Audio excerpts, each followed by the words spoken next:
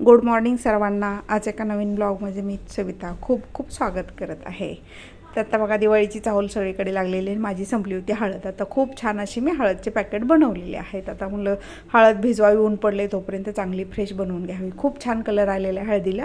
तुम्हाला कशी वाटली माझी हळद तेही मला कमेंटमध्ये नक्की सांगा। आणि आता म्हणलं आता सकाळ सकाळ तयारी केली आहे स्वयंपाकाची। आता स्वयंपाकाला म्हणलं तर भाजी अजून यायची, एकच भाजी आहे, तोपर्यंत दुसरी चटणी बनवावी म्हटलं। थोडी चटणी म्हणलं पोळीबरोबर बी खाता येते। आणि थोडेसे पाव आणले होते पोरांनी, आता पावाला लावून त्यांना चटणी खायची होती। आता भजी लावून भजी बरोबर पावाला चटणी लावायला बनवायची होती। मग आता 2 in 1 3 in 1 अशी चटणी बनवू म्हटलं। चला आता आपण नेहमी तशी पण चटणी वडापावला लावून खातच असतो। मग आता त्यामध्ये भजी टाकून पावामध्ये आणि त्या पावाला चटणी लावण्यासाठी पण बनवायची आहे आम्हाला। मग आता अशीच चटणी बनवू म्हणलं, सगळ्यांना चपाती भाजी बरोबर पण खाता येते आणि पाव असेल तर पाव ब्रेड त्याच्याबरोबर सुद्धा ही चटणी खाता येते तुम्हाला। आणि नेहमी तुम्ही सुद्धा अशी चटणी बनवून ठेवत जावा, कारण आपण नेहमी कढीपत्ता वगैरे खाताना काय करतो की थंबनेल बघून तुमच्या लक्षात आलं असेल की मी ही कढीपत्त्याची चटणी बनवते। पण कढीपत्त्याची चटणी म्हणजे आपण नेहमी कढीपत्ता टाकून देतो, खातच नाही कधी कधी, आणि कचऱ्यातच जातो, तेलात एवढा टाकतो 8 तासानं, त्याच्या भाजीवर आला की फेकून देतो काढून। आता कढीपत्ता हा काय करतो आपले तर पचन सुधारतो, भूक वाढवतो, खूप सारे त्याचे असे फायदे आहेत। केस गळण्यावरती पण तो एक रामबाण उपाय आहे। आता बरेच जण केसांसाठी तेलसुद्धा कढीपत्त्याचं सेपरेट बनवतात बघा। कढीपत्त्यामध्ये अँटीऑक्सिडंट्स असे गुणधर्म असल्यामुळे शरीराची रोगप्रतिकारशक्ती वाढते, म्हणजे अगदी इम्युनिटी वाढवण्यासाठी सुद्धा कढीपत्त्याचा उपयोग आहे। थोडक्यात हे आपल्याला यातून समजतं। आणि साखर आणि कोलेस्ट्रॉल हे नियंत्रण ठेवण्यासाठी सुद्धा कढीपत्त्याचा उपयोग होत आहे। असे खूप सारे फायदे आहेत कढीपत्त्याचे। त्यामुळं कढीपत्ता हा आपल्या जीवनातील एक मॅनेजरवर तरंगणारा मॅनेजर समजून काढून फेकण्यापेक्षा ना, तो मला तर असं वाटतंय की काढून टाकण्यापेक्षा तो आपल्या आहाराचा एक घटक आहे असं मला वाटतं। तो म्हणजे खूप छान असा आहारातीलच एक आहार, पालेभाजीमधलाच एक आहारातील तो महत्त्वाचा घटक म्हटलं तरी काही चुकीचं ठरणार नाही। त्यामुळं तो आपण खाणंच गरजेचं आहे। खरंच कढीपत्त्याची अशी चटणी बनवा आणि खरंच तुम्हीसुद्धा खाऊन घ्या अशी। आता कशी बनली ही तुम्हाला माझ्या व्हिडिओमध्ये दिसते थोड्याफार।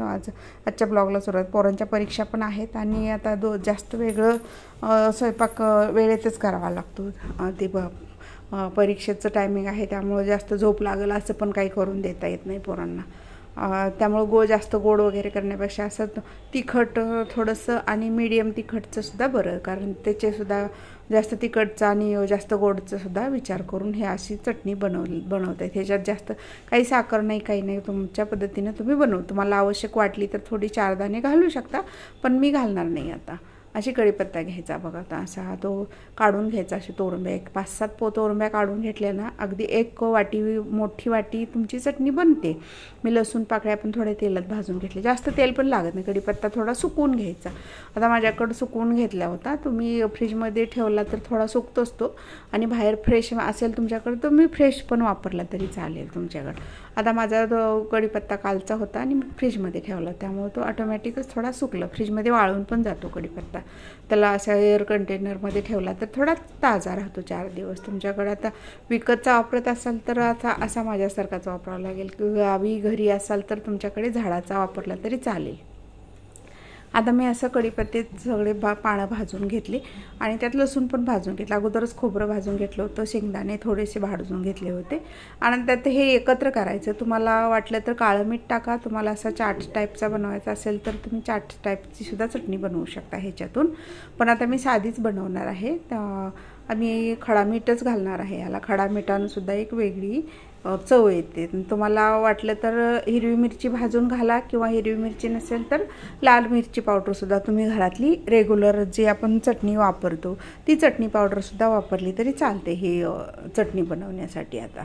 आणि ती तिखट किती आहे ते तुमच्या अंदाजानं वापरायची। आता हिरवी मिरचीसुद्धा तिखट आणि मीडियम तिखट अशा 2 प्रकारच्या असतात। मग ती मिरची घेतली तर फक्त भाजून घ्या, अशी कढईमध्ये तुकडे करून टाका, आणि तुकडे करून टाकलेली मिरची भाजून घेतली तरी चालते।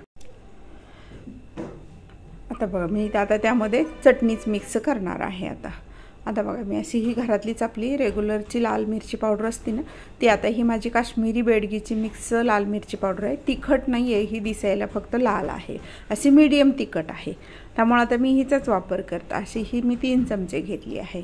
आता तुमची जास्त तिखट असेल तर तुम्ही 1ही चमचा घेऊ शकता. आता अशा पद्धतीने फक्त ही मिक्सरला फिरवून घ्यायची. मिक्सरला फिरवून घेतली की झाली आपली तयार चटणी झाली. अशी कधी तर 8-15 दिवसातून एकदा बनवून ठेवायची. वाटीभर बनवली ना अगदी 2 ते 3 दिवसात संपते ही चटणी. बघा तर तुम्ही एकदा बनवून ठेवा. बघा तर भाजी काय आहे सारखं विचारण्यापेक्षा ना अशी चटपटीत चटणी थोडी बरी लागते खायलासुद्धा, आणि तोंडालासुद्धा खूप छान चव येते अशा या चटणीनं. झाली आता हे मिक्सरला फिरवून घेतली.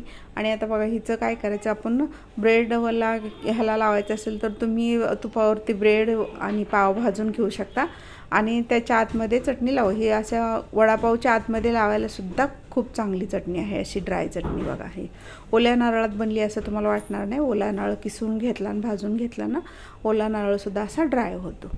आणि ही 4-5 दिवस टिकते. फ्रीजच्या बाहेरसुद्धा टिकते, आणि तुम्हाला फ्रीजमध्ये ठेवायची असेल तर तुम्ही फ्रीजमध्ये पण ठेवू शकता. दोन्ही ठिकाणी ही टिकणारी चटणी आहे.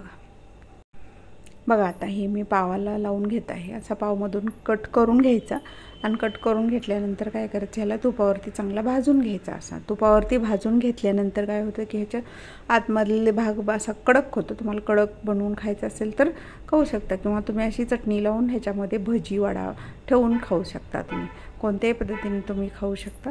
असे 2-3 ऑप्शन तुमच्यासमोर असतात आपले. आता ह्या ऑप्शननुसार खाल्ली तरी तुम्हाला ही तिखट नाही लागणार, काय नाही. तुम्हाला भजी वडा काही ठेवून ह्याच्यातून खायचं असेल तर तुम्ही खाऊ शकता. आता हा झाला पावाचा ऑप्शन. आता ह्याच्यानंतर आपण काय करू, एक चपातीला लावून कसा रोल करून असं डब्यालासुद्धा देता येतं. हा असा पावसुद्धा तुम्ही डब्याला देऊ शकता, आणि अशी चपातीसुद्धा टिफिनसाठी तुम्ही असं हे बघा, ही अशी सर्व बाजूनी चटणी पेरून घ्यायची ह्याच्यावरती अशी, म्हणजे अशी पसरून घ्यायची सर्व बाजूनी. आणि आता ही चटणी पसरलेली त्याला काय करायचं की आपण तेल किंवा तूप तुमच्याकडचे तुम्हाला जे आवडत असेल ते लावून तुम्ही असं टिफिन रोल करून देऊ शकता, किंवा तुम्ही प्रवासात कुठं चालला असाल तर तिथंसुद्धा तुम्ही ही चटणी नेऊ शकता. अशी ह्याच्यामध्ये घालून डब्यामध्ये घालून न्या, किंवा तुम्हाला लगेच दुपारी टिफिन वगैरे खायचं असेल तर असं पोळीला लावून नेली तरीसुद्धा चालते ही चटणी. अशा पद्धतीने ही खूप छान अशी फायदेशीर चटणी आहे. तुम्ही नक्की बनवून बघा. बनवल्यानंतर तुम्हाला हिचं टेस्ट आणि चव नक्कीच कळेल. काळं मीठ घातलं तर अगदी चाट टाईप होईल, आणि साधं मीठ घातलं तर तीसुद्धा खूप टेस्टी होते. आपली नॉर्मल चटणीसारखी लागते.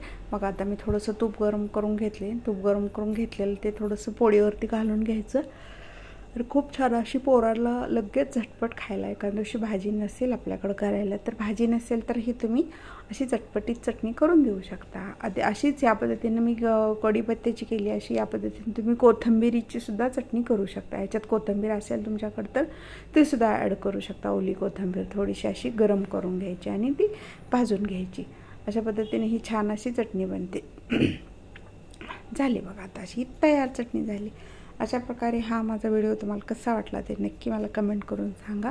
आणि व्हिडिओ पूर्ण पाहिल्याबद्दल तुम्हा सर्वांचे धन्यवाद. आणि हळदवर का मी हळद कशी बनवली ते थोडक्यात तुम्हाला शेवटाला सांगते मी आता. तर हळद मी अशा पद्धतीने बनवली की 1 रात्रभर मी हळकुंड पाण्यात घालून ठेवले होते.